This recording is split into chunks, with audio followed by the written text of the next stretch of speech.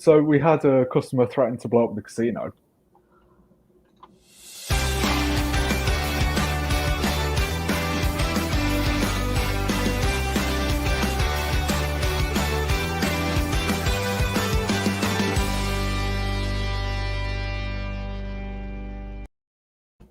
Welcome back to Vegas Aces. My name is Heather Ferris and I'll be your host for today. On today's video, we are going to be discussing the difference between US games and UK games. And we are joined with special guest Sterling, which is going to tell us an awesome story here in just 1 second. And I'll have you introduce yourself here in just a quick second. But first, if you guys have any questions or suggestions, please put them in the chat and I'll answer your questions at the end of this video. And I just want to remind you, please subscribe, please hit that notification bell so that way you're always notified of our latest videos and live streams. And if you're brand new to this channel and this is your first time here, Vegas Aces is a way to help people learn how to play and deal casino table games. As a way to give back to our community, we offer a free dealing trade school where we help place dealers at no cost. Vegas Aces has evolved into a marketing business that helps table game inventors bring their idea to fruition and assist placing their game in a casino. Now, on with the show.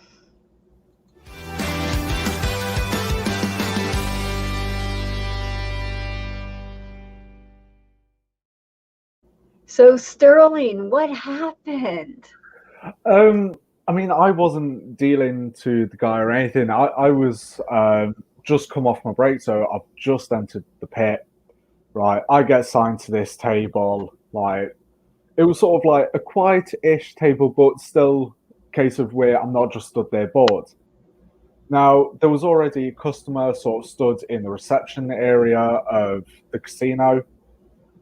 He was kicking off about something, and like he was just getting more and more and more and more agitated because I think management were like, no, you can't do this, no, you can't do that, or this, that, and the other. Now the thing is, I think he had been drinking and sniffing all night, so them two mixing, along with the lack of common sense, wasn't the best.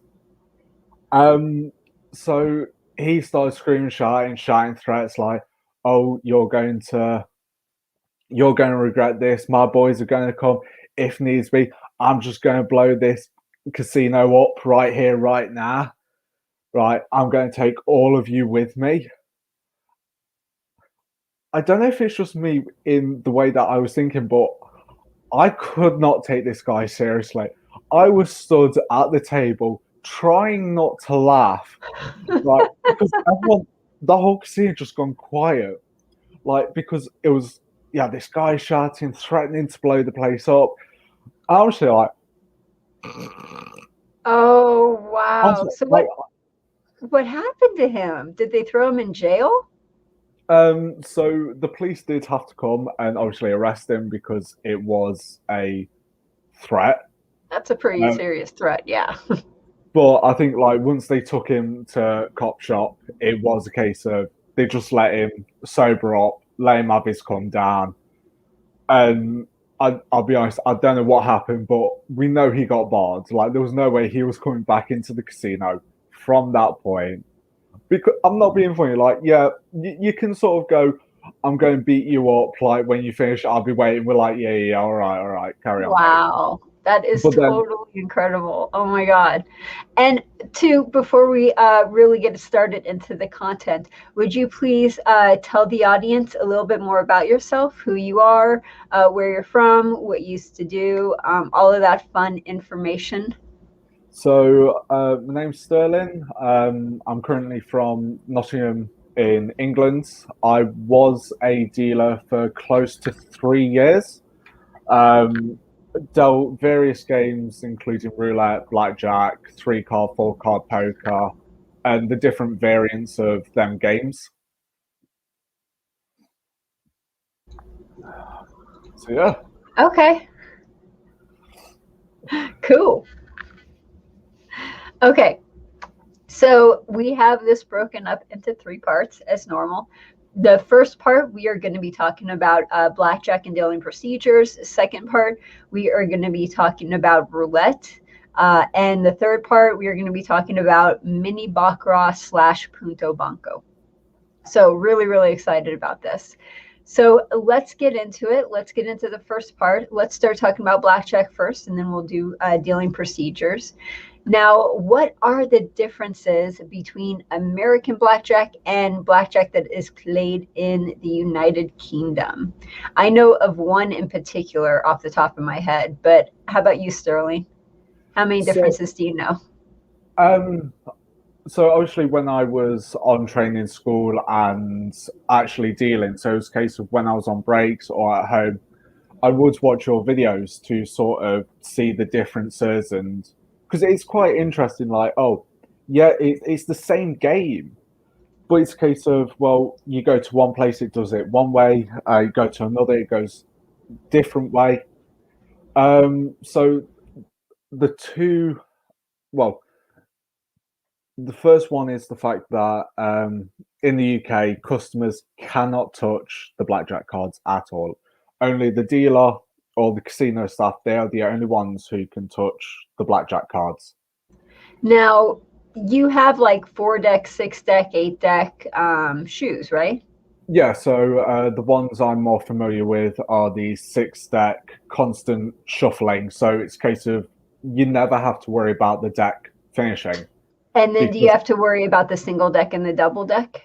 We casinos I've worked in and casinos I visited, they do not offer single or double deck blackjack. It's all from a shoe. I think standard is six. So everything has to be in the shoe, so that way the players never touch the cards. Yeah. So it's always a case of we deal them, do what we need to do, put them away, and then once it's built up, we just take the top ones off, take the bottom ones out because they pass, and we just feed them back into the machine so that it just keeps shuffling and shuffling and shuffling. So because the players can't touch the cards at any time, that pretty much means that UK dealers never have to learn how to pitch the deck, right?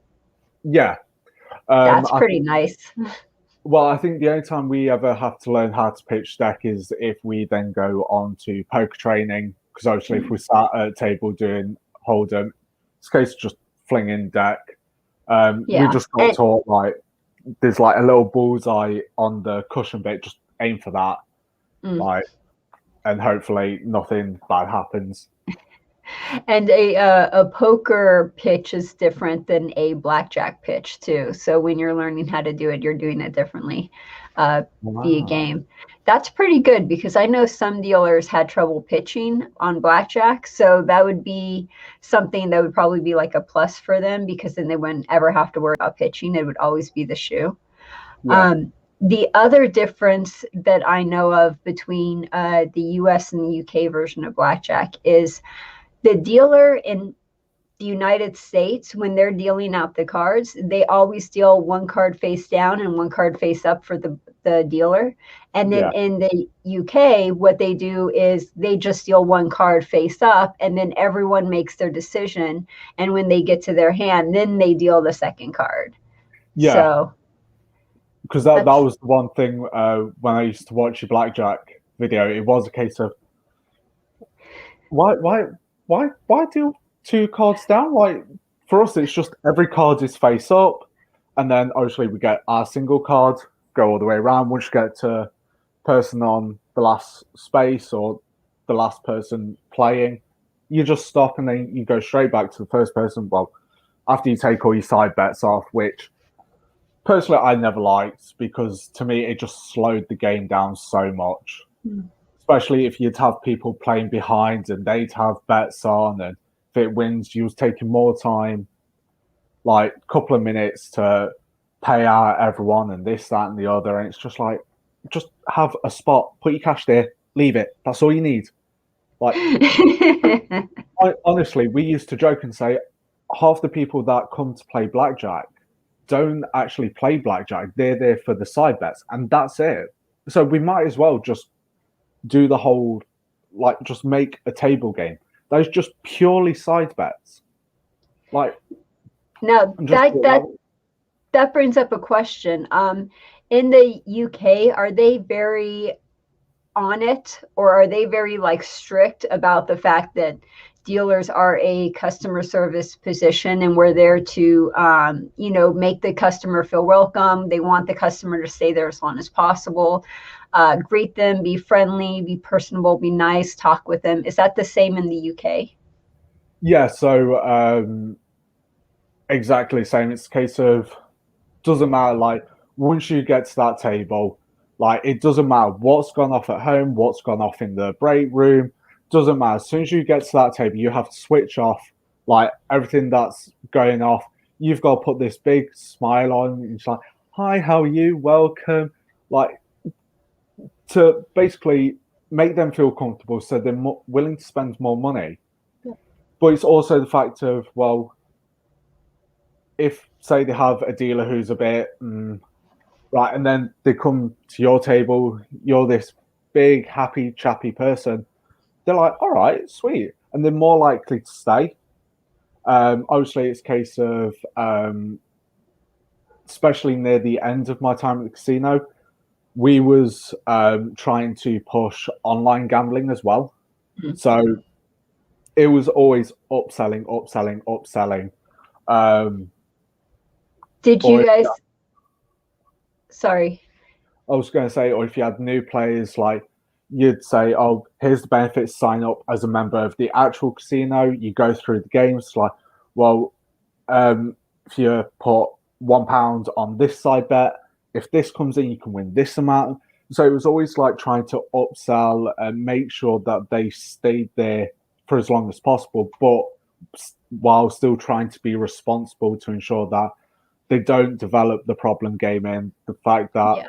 like they're basically having to try and keep funding this Okay. when they're out of money. So it is that fine line that we're sort of having to toe. Did they have those live dealer training sections, or not dealer training, live dealer casino sections, So as in like where the so dealer is it's an actual live dealer on an actual live game, but it's all live streamed on the computer or on an app, and then people play at their homes through a computer or through like a online game. so we did have a few. So in the casino that I worked at, um, the first roulette table that was linked to the slot machines in the casino. So rather than actually playing, you could sit at one of the slot machines, play along. We also had, Oh, like a stadium game. yeah, sort of. You had another just pure roulette wheel. I've been informed that they've recently got a blackjack table. So you'll have one dealer sat, they'd spin one wheel, they'd spin another wheel, and then they'd go do a hand of blackjack, basically. Okay. Uh, I don't know how it works because honestly, if I was to go back and they'd be like, yeah, you need to do this, this, and this, I was like, pay me 3 times as much. Then if I'm dealing 3 games at once, I want 3 times the pay.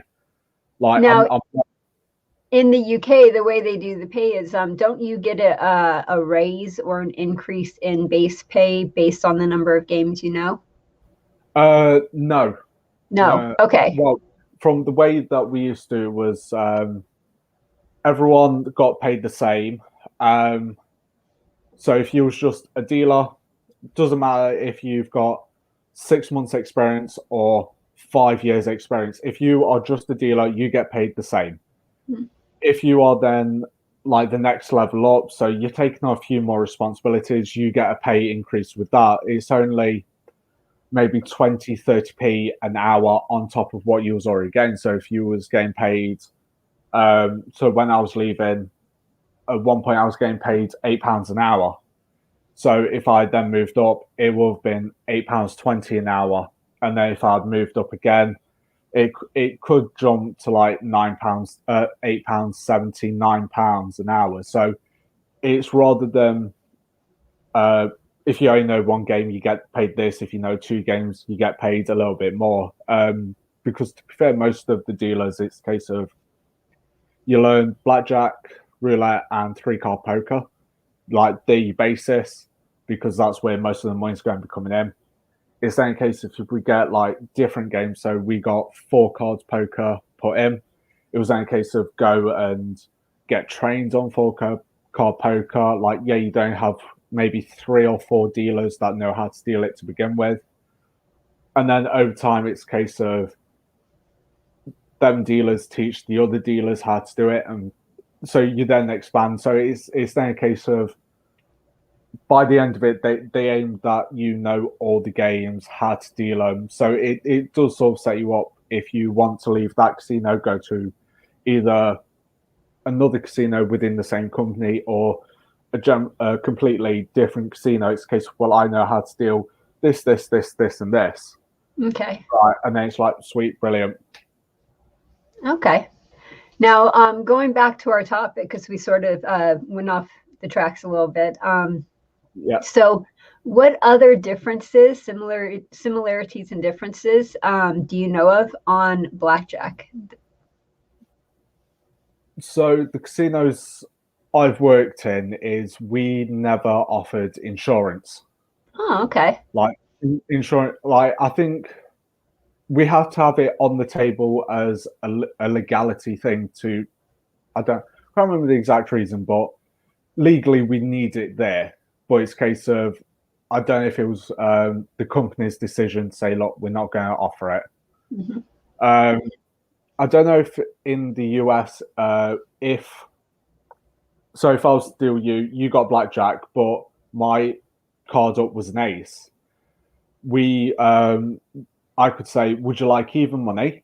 So if you've got £10, I can pay you £10 straight right now. Or do you want to risk it? Now, if you risk it, if I don't get blackjack, obviously you get paid 3 to 2, so £15. Or if I do get blackjack, we just stand. Okay, so I think. So dealers in the UK, if they have an ace up, they don't ask for insurance. However, if a player has a blackjack, then they do offer even money. Yes. Okay. But none of the other. So if you've got a 16, like, I'm sorry, you've just got to play the game. Person's got blackjack. Like, but I think I know customers, like, they always try and make you laugh to sort of be like, ha ha ha. But when you've heard jokes 50 times in one night, like, you'd have a guy who's got 20, like, and you go, oh, can I get even money? I'm like, I know it's a joke. Ah, ha ha ha. But no. Like, it does great. Like, you try and maintain that professionalism, but you're just like, no, play the game, shut your mouth, let me do my job. But this is all internally. You can't say this to customers. No, you can't not say that to customers at all, definitely. I think another one is we do not offer surrender. Oh, okay. No surrender. Yeah. So basically, because it's basically forfeiting your hand, isn't it? Yeah, and you get half back. Oh, you get half back. Yeah. So you only lose half of your bet instead of all of your bet. Yeah, no, we don't offer that. It's a case of all or nothing, mate. Like, you've put 10 quid down, right? You've just got to risk it. Like, if you win, you get an extra tenner. If you lose, I'm taking it. Like, or at most, you just get to keep cash if we get the same amount. That's it. And what other similarities and differences are there between US and UK games, especially on Blackjack? Oh, the customers. The customers are universal. Yeah, like, no matter what, like, Blackjack players, it just seems like they have the same mentality no matter where you go. I mean, it's like the customers I had to deal with in Nottingham were the exact same as the customers I had to deal with in Scotland. I'm like, is this a universal thing? Like, are they that arrogant? Are they that self-absorbed? It's like, why? So why do they get so upset when they lose when they know that that's part of the game? Yeah, like, I think also it's like, even as dealers, when we go to casinos, like, we're like, we know how to behave. We know how we want our customers to behave. I don't know. I've known we would get especially upset if our player was a dealer and he did not tip us. Like everybody in the pit and the floor and everyone would be all upset because we all knew this player was a dealer and that he's like winning and not tipping. Like we've Yeah. criticized heavily because of that. But what makes me laugh is the fact we go there, we're like, we know how we want to be treated, like how we want our customers to treat us. We know what dealers hate. Do we follow that? Do we act? No. Like, we're just like, do you know what? It's our turn to be the absolute ourselves that we deal with. But to be fair, we don't mind it because it's a case of if they come to our casino, they're the exact same. So it's kind of like, when it's between dealers and we're acting like the customers, we don't care. But it's just when the customers act like customers, that's when we're like, show some respect. Like, it's fine when he does it because he knows why. You're just doing it because you're just an idiot. Well, I'm glad to know that dealers complaining about players is universal all across the world. Oh, God. Now, it sounds like we're pretty much done with blackjack. How about dealing procedures? Are there any similarities or differences between the dealing procedures that we do? Again, from what I remember, I'll always be referring back to your How to Deal Blackjack video. Obviously, the pit or floor supervisor, they have to check all the cards front and back to make sure they're all there. There's no marks, there's no discrepancies or anything like that. As is the same, the shuffle's relatively the same. I think wash, stack, riffle, cut. You Sounds about right. Yeah, generally. There was times like you'd have one dealer do it one way, you'd have another dealer do it a different way, but it was like, we know what you're trying to do. How about cutting the checks? Cutting the checks the same? Hang on, one sec. I'm going to try it, see if I can remember. Hang on.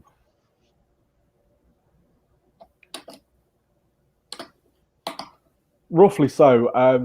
I think in your video, to prove that it's 5-year, the last little chunk, it's 2, 2, 1. So okay. you have the 2. Yeah, we just splash it. Oh, okay. Because it's just easier. Because obviously you're going that way with your arm, you can just splash it. Yeah, up, bam, bam, bam. Okay. And it's so much easier to do it that way. Are there any other dealing procedures or blackjack rules that are similar or different that you could think of before we go on to the next section? I think it not that I can think of, no.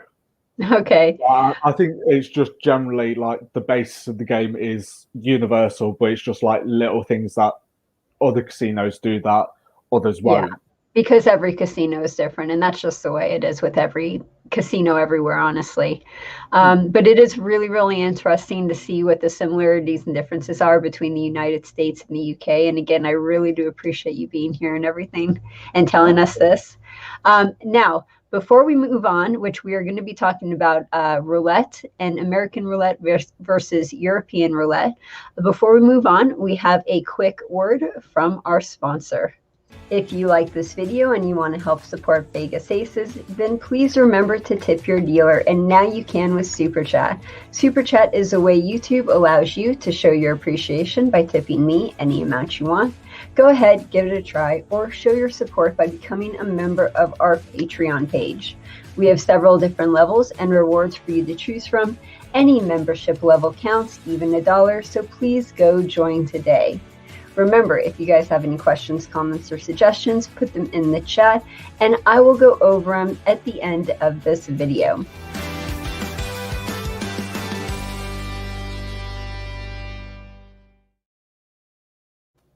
Okay, my favorite part, roulette. I What love are roulette. the similarities and differences between American roulette and European roulette? Um, so it's quite weird because we used to call the roulette that we used to deal American roulette for some reason, even though it's technically European. But oh well. Um, I believe that the odds are still the same. So straight up 35 to 1, split 17, corner 8, street 11, six line 5 to 1, and all that. So I'm pretty sure that's where the similarities are. Um, what was I going to say? In I think, Go ahead. no, I was going to say, I think that's the main basis. Now, European roulette is always a single zero, right? Whereas American roulette, we have a single zero, double zero, and triple zero available. Do you guys have double zero on European roulette, or is it just single zero? So the ones that we dealt, I believe it is European roulette, but for some reason, like I said, we just called it American roulette. Mm-hmm. I don't know why. Like because half the board was French, because we had French bets, we had a racetrack. But yeah, we only had single zeros. Like that was the only thing that we had was single zero roulette, which I personally preferred more. Because there was a casino that would offer double zero, and it's like, nah, no, no, thank you. Now with European roulette, don't you guys have La Potage and prison available to players? Can you translate what that means? So La Potage is on all of the even money bets. If the zero hits, La Potage is applied, and players get to take back half of their bet, half of their money. Yeah, With in prison, it's the same thing, only they can't take it back right away. They have to leave it up there for one more spin, and if it wins, then they could take it back, and then it's like the full amount because it got paid and everything. yeah. So we more had just if zero comes in, obviously your dozens and columns they just lost straight away, but your odds, even, black, reds, high, low, it was just everything was. We just took half of it, so our minimum was £5, so it was just easier to just £2.50. It wasn't too bad if you had someone who placed, for some reason, a fiver on high, low, and then black, and then odd, because it's a case of, well, the 20 quid is yours. I'd just say to an inspector, like, look, the £20 on the outside is this guy's, right? I'm just taking 10, I'm not. And he's like, yeah, that's fine. Some inspectors are like, no, we want to prove that you're taking half from each one. And it's like, that's fair enough. Like, others are like, look, yeah, it's easily provable that that £20 his, just taking 10, because at the end of the day, if you add it all up anyway, it's still going to come to £10. Mm. Like we didn't have the prison one. Like Okay.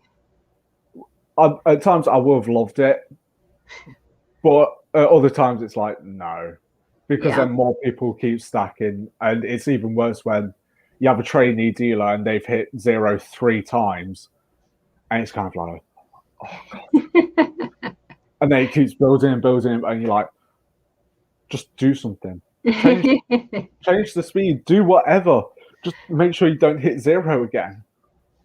Now, does European roulette have the sign next to the table that tells everyone what numbers have previously hit? Yeah, so we had one, I think it was the last 13 to 15 spins, what each number was, and then it may change where, oh, here's the wheel, like this is where it's hit the most. And so it was giving punters like all the statistics, like is it hitting high more, is it hitting low, reds, black, odd, even, columns, doesn't, like if literally whatever information that they could put on the board, it was on the board. Like, and it's just like, no. Although, So, So, what other similarities or differences can you think of between American roulette and European roulette? Um, Talking to people who have been on holiday and stuff like that, I believe like what you'd class as American roulette, they don't have the racetrack or French bets. We do have racetrack. So American roulette is here in Las Vegas. Some casinos have it, some tables have it, others don't. It's like a normal side bet where some tables have it, some tables don't. And Yeah, then same within prison and La Patage, where only a handful of casinos have it. And we have a survey on our website where you could see what casino has what. And we have on there like what casinos have La Patage and what ones have in prison. What you're looking for is one with La Patage, but not within prison, and that will get your house edge as low as 1.36%, which is the lowest you could get on roulette. Sorry, went through a little spiel right there. it's all right. But what about French? Do you offer French bet, or is Tell it us, sort of tell us what that is. so? French bets, you have the wheel which is split up into three sections. If I remember, hang on, I'm just going to refer to my notes because I can remember. It's been a while. Um, where's the wheel? Where's the wheel? Cheat sheet. Don't look. I've been out of the game nearly 3 years. I forgot. While you're doing that, for everyone who's watching, if you have any questions, comments, suggestions, anything like that, please put it in the chat and we will answer it at the end of this video. At the end of the video, I'll go through the chat and I'll see what everyone has said. I found the cheat sheet. So the actual wheel of the roulette wheel is split into three sections. So the first one is tiers, or to give it its full title, tiers du cylindre, which means third of the wheel. Okay. And it does take up third of the wheel. So if you look at any single zero roulette wheel, it goes from 33 round to 27. And a lot of people class it as the only true bet because everything is on halves. Because it is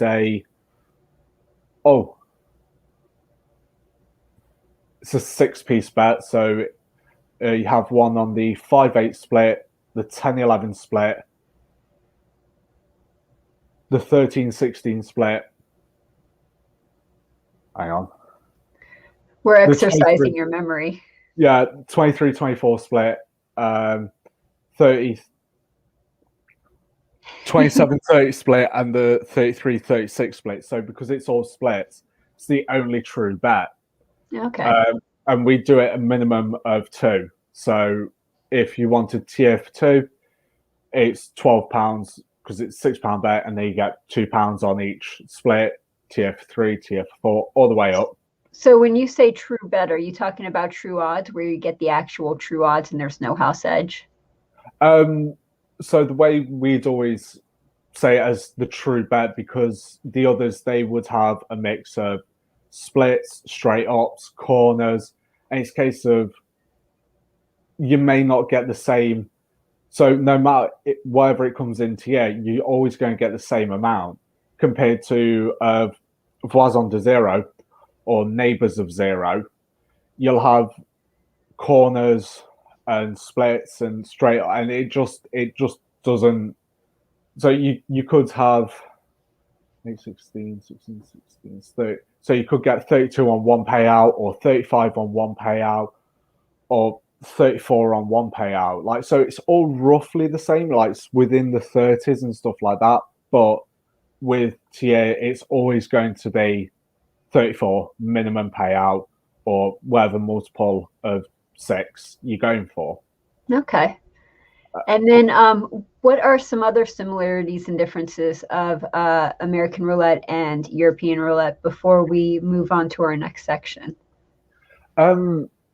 It's more of I think it's a similarity, it may be a difference. Do you do neighbor bets?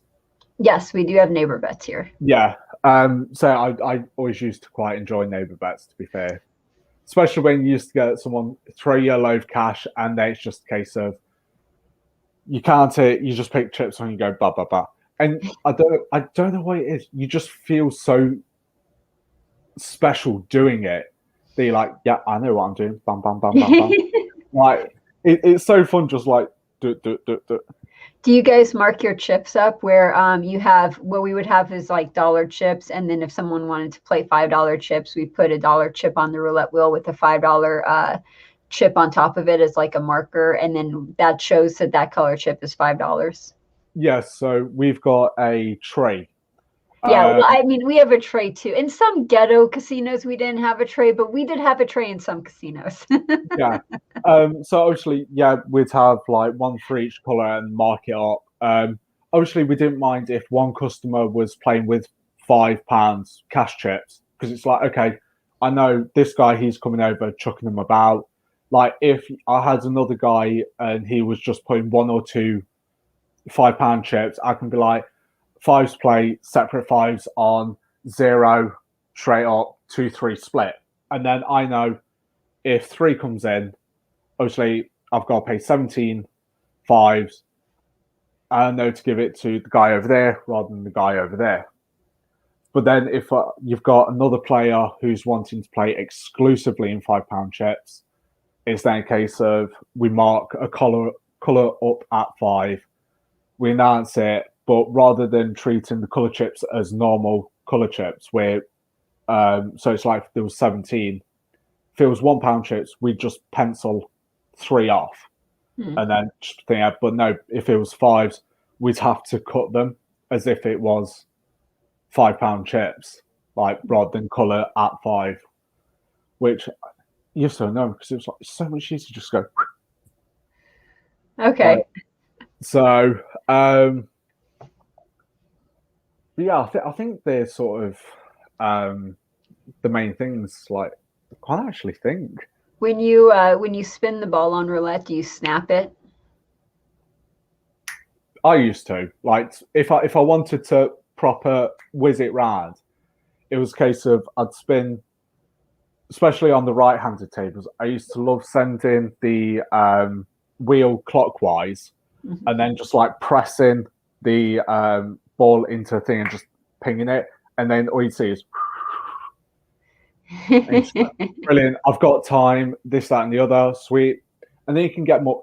I think it was a case of more when I had the adrenaline, and I was like, do you know what?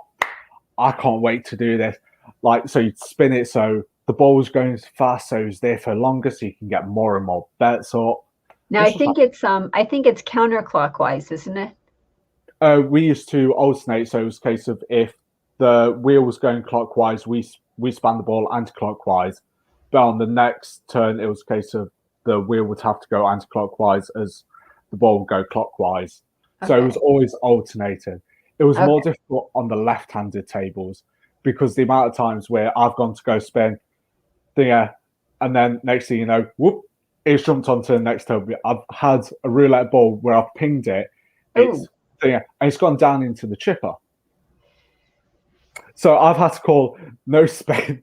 And they're like, why? I was like, I've lost my ball. Where's it gone? AL1 chipper. So they have to sort of open the chipper up to go scoop it round. But the thing is it's just a conveyor belt. And if you get your finger caught, that's it. Like, so it's then a case of, okay, like, try and grab the ball, put it on the table, clear hands, and then carry on. Or it's even more awkward when you go to spin it anti-clockwise, you ping it out, like you flick it, hit, and then it just hits a customer, and you're like, I'm so sorry, but on the inside you're like, I've had that happen. It's a good shot. I've had it where I almost hit this old guy, and luckily he had glasses on, so it hit the glasses and not his eye. I was devastated. Another one was a really young, cute guy, and he was standing up at the table, and I hit his the ball hit his groin area, and like he just turned totally red, and he's like, "Oh, so that's what you're thinking." Like, oh, damn it.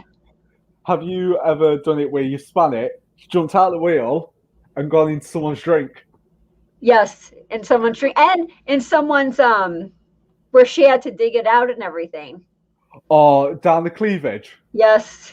Oh, Yes. I haven't had that Yes. yet.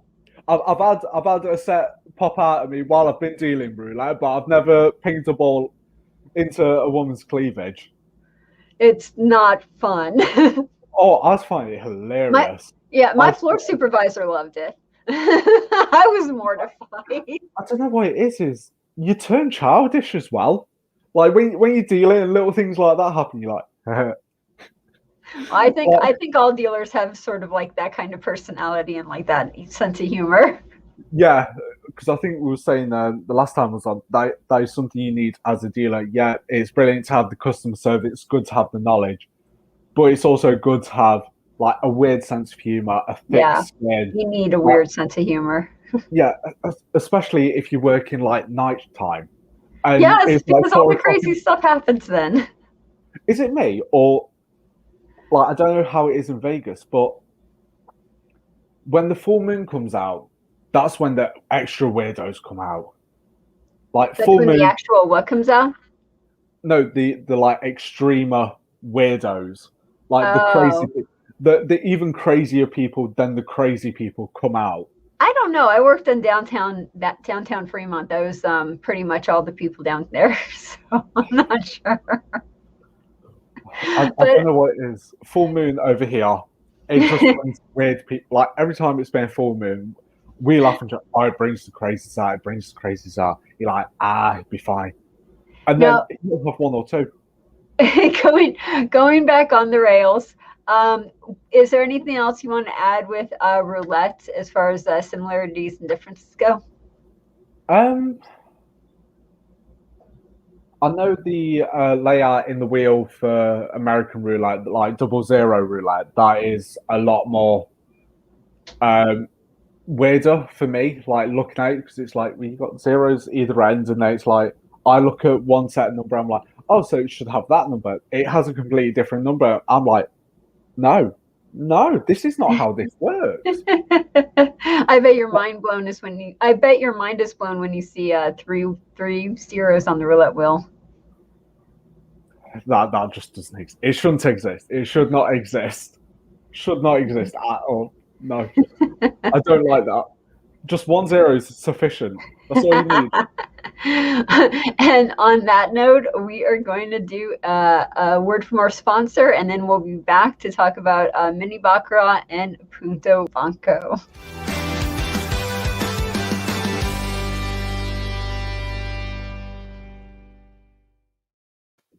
If you guys like this video and you want to help support Vegas Aces, then one of the ways you could do so is by going to vegas-aces.com and clicking on one of our affiliate banners. When you sign up for an account through an affiliate link, then our site gets a small commission. If you ever have any problems, questions, or disputes, email me at heather@vegas-aces.com and know that we are here for you. Okay, on with the show.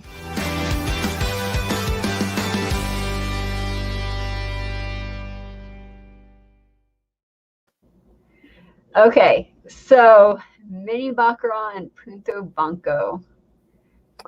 The one game I didn't get to deal. But you did learn it. Learn is such a very strong word. I got shown. Whether or not I remembered it is completely different. Well, here's a good pop quiz then. What is the difference between Punto Banco and Mini-Baccarat? I don't think there is one. I think it's just a variation of how things are said. Like how we'd say coriander, you'd say cilantro. I think it's the same, but it's just called something differently. I think. It's not the same. So they are played differently. They are dealt differently. And I don't have my notes in front of me or anything, so I'm going completely off of memory. But what I remember is one of them, it's like the players can touch the cards. They could take out the cards. They decide when to hit the third card or not.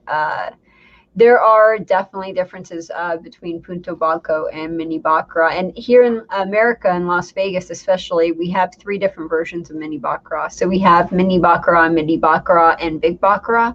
And Mini-Baccarat and Big Baccarat, they do exactly what we were just talking about, where the players, they touch the cards and they take out the cards, and they decide when to hit the third card, which is Big Baccarat. So we do have different versions of it, but Punto Banco is different from that as well. Yeah, because the way we did it was we had the layout and you had player, banker, and it was just a case of normally you just sort of deal one, deal thing, yeah. And then once you had both cards, it was then that's when the rules kicked in. It was all the player had to do was bet banker, player, or egalite. That was it. Okay. So that's all.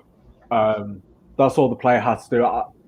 I sort of felt a bit bad because like I've seen all the like different videos and you see them they sat there going through the cards and they get really excited to get into it. But the way we was having to do it was the player just sits there, and it's more of just they just sat they're paying to watch rather than actually playing. Whereas like all the other games, like you do have some say. So blackjack, you decide whether you want a card or not. Roulette, you decide where you want your chips. Maybe not in 3-card poker, like because in case you've been dealt, but you do play against the dealer's hand. Same in 4-card poker. Like that's where I was like with Punto Banco, it was a case of you just sit there, you watch it, that's it. Like, so how long, because the casino gave you the training for that, how long was the training? Well, I had to learn the commissions first. Like I was meant to know commissions and all this, that, and the other. And it's a 5% commission. I think so, yes. Okay. So that's similar. I didn't learn the commissions. You didn't learn the commissions? No. Did you learn the 3rd card rule? No. All I know is natural 9 and natural 8. That's it. And if you've got 2 10s or 2 jacks or any 10 value card, they count at 0. That's all I remember. And here I thought you knew how to deal Punto Banco. No. Oh, these don't. I've had to get me little cheat sheet from what the casino provides. It's not in there.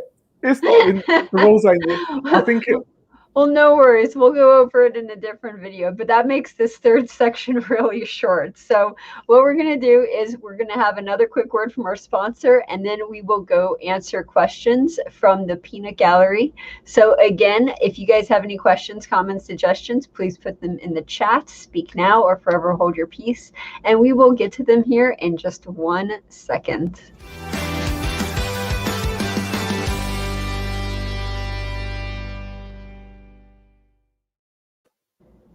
Just a quick reminder, Vegas Aces is supported by viewers like you. Donations make it possible for us to bring you all of these videos for free. If you think that this video is worth more than $0, please donate the amount you feel it's worth by clicking the link in the description below.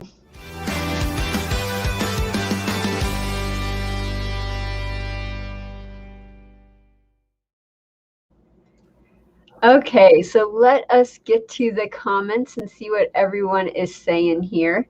Joey is here. Hey, Joey, good to see you. Joey says hi. Let's see. Joey says that if Sterling worked at Huddersfield, he may have dealt to me. Ooh, so you might know Joey. Cool. Well, the sad thing, I never got to work in Huddersfield. I mainly worked in Nottingham and Edinburgh. I've done a few shifts to help the casino out in Sheffield, and there was another place that Birmingham. Birmingham, cool. Alan says hi. Hello, Alan. And let's see. Joey says on Blackjack in Europe, there's no hole card. and you can only double down on a 9, 10, or 11. So that's a good point, because here in America, depending on the casino, depending on the table, of course, you should be able to double down on any 2 cards that you want. So that's a good distinction between the two. I think we also did the double down on anything you want. Oh, yeah? We've had guys double down on 12, double down on 8. Yes, when they do that, man. It works sometimes. That's the crazy part. Okay, so Alan says, I am happy that Las Vegas is opening up, and I now hear the capacity is at 50%, 90% for hotels and casinos. Is that correct? And have all of the employees come back. So it's half correct, half not correct. It's 50% occupancy. We're not at 90% occupancy at all. So we just hit 50% occupancy, and they're going to try to see how it goes, and they're watching the numbers. But yeah, we are definitely not at 90%. We'll see how it goes. Nashville says, dealers dealing 3 games at once? Scatterbrain. Yeah, that's more for the online and the slot machines. Like, you'd navigate like on the actual floor, like me go do a round of roulette, spin the ball, right, just chuck your bets wherever, go deal a hand of blackjack, and then run halfway down, right, deal a hand of poker, come back. Wait, we totally do that here in Las Vegas. Because the relief dealer, they'll put the relief dealer on a string. And yeah, some people are really good when they do the pencil, and they'll put like a roulette dealer on a roulette string and have everyone deal like roulette. But then you'll get some casinos where they'll just be like, okay, I want you to do the roulette game, and then I want you to deal this blackjack game that, you know, you have to like have this rule, but then we're going to send you to the blackjack game right afterwards that has a completely different rule, and you have to keep both of those in mind. And you're like, I'm totally going to screw this up. But they'll like switch you on all different games and everything, and they expect you to keep everything, you know. Yeah, we was something simple. It was a case of between like going from the first blackjack table to the second blackjack table, we 9 times out of 10 we was able to go on break. But no, if it was just a case of, oh, so-and-so's clocking off at 5, like, it's 10-2 now, like, you're still on an empty table, go sort the cards out, go help him, and then just tell him, once it hits 5, just tell him to come see us, and then I might go on break because I've either just finished up or whatnot. So 9 times out of 10, we get a break, but no, like, with the electronic stuff, it's a case of you spin the ball once, then you go to another wheel, you spin that, but it's all like within a small area. I'm just like, no, could never do that. Okay. Next up, Joey says he loves the neighbors too. So we have a lot of people loving that. Joey said the same thing you did, where the wheel goes in a different direction each spin. Does the same all the time. That's good. And it was the one that starts with, oh, okay. Cool. Sounds good. Okay, so we went through all the comments, went through all the questions. I love it when most of them are just like statements, and we could just like scan through them, and it's like, okay, cool, cool, cool, cool, cool, we're done. Before we get going, is there anything else you want to talk about as far as the similarities or differences go in a casino? I think sort of the hatred or the despising of managers, that I think that's universal. That's the same. Like, yeah, you get some great managers, and then you get some that you just like, my day was so great, and then I see yours working, and no, it's not. No, it's not. Well, we hope to have you back, Sterling. It's always great to have you here. It's always great talking with you. Really fun sharing the stories and everything. Real quick announcement for people who are watching. The website is being redone. So if you guys want to see the old website, look at it now, because by next week, we're going to have a new website. We're going to be getting that up here shortly. So just to let you guys know. Really, really looking forward to that. And here we go. This is the ending.